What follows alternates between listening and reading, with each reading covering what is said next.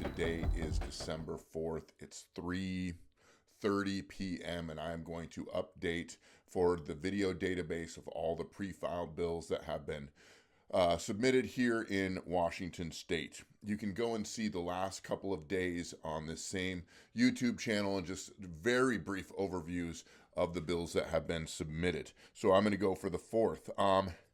The first one is, of course, concerning. This is House Bill 2097, and this authorizes, the legislation is authorizing counties to impose a business and occupancy tax. If you're a small business owner here in Washington State, you already have to pay a state B&O tax, but now they're going to add a county B&O tax on top of that tax for your small business, and that is House Bill 2097. The next one is House Bill 2098, and that adjusts higher education funding. So grants and different ways that they can fund higher education, fund college education, which imposes, of course, more taxes. House Bill 2099. This expands access to the early childhood education assistance programs for military families. This is not just for military, this is also for low-income families and those who can't afford childcare and early childhood education. So basically childcare, they're trying to work that in as well. Now, this is probably one of the most alarming bills. I've made a few smaller videos about this, but I want to touch on this anyway. It's House Bill 2100. Now, as you know, Washington state Democrats are up in arms and have been for quite some time about the big, beautiful bill, or H.R. 1. I'm going to pull up some notes on this. And like I said in some of my shorter videos, the legislation, I'm just going to actually just read this right off of the second page, third section of this bill. I'm going to read it again. This is what it says. It says, the legislature finds that programs thousands of Washingtonians depend upon will be defunded as a result of H.R. 1. What they are talking about is those who are illegal, who are here illegally. That means immigrants, those who have come in under the border crisis, they are the ones who are going to be losing benefits, because we know, whether you like the bill or not, it's a America First bill. So it's a bill that benefits Americans, not non-citizens. Washington State stands to lose up to $51 billion in federal Medicaid funding in the next decade. They're saying over the next 10 years, they're going to lose $51 billion that they receive from the federal government. Now, here's what I can guarantee you. This is the $51 billion that they would receive. I couldn't tell you how much, but what I do know is not all of that money is going to these programs. There are bureaucrats and there are senators and there are Democrats and Republicans alike that are going to be receiving that money into their own pockets through NGOs. Understand that illegal immigration is a massive money marketing scheme. And if you've ever seen Line in the Sand by James O'Keefe, you will see how big the illegal immigration money laundering scheme truly is.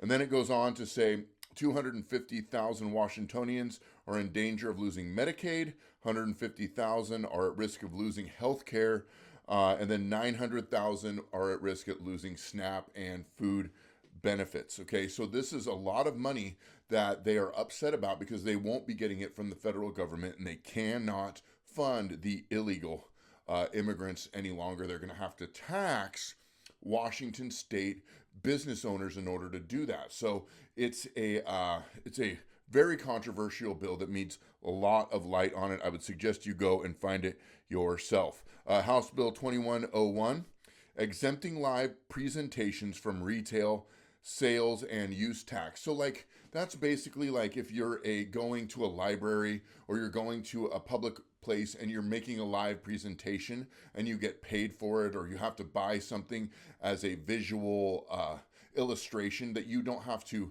pay sales tax, or you don't have to pay tax on that. You don't have to pay retail tax on it. Which I think is actually pretty good, because you're not selling anything, you're just making a presentation. So that could be a pretty good one.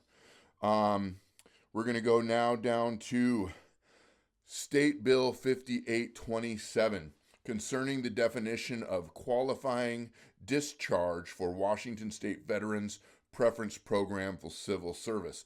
All this works to do is define what a veteran really is. Is someone who has been in the military and just got out of boot camp, are they a veteran? Is someone a veteran who maybe served in the military a couple years but never saw action or never went overseas and just kind of, was a reservist or whatever the case might be? This works to determine what a veteran truly is, and I think that's good. State Bill 5828 concerning Washington College Grant and college-bound scholarship programs for students attending private four-year, not-for-profit institutions of higher education in Washington. And this just kind of debates whether they can receive grants for a private educational institution, like a private college, not like a university that's kind of ran by the state, but like a private college. And that's kind of what that is going for.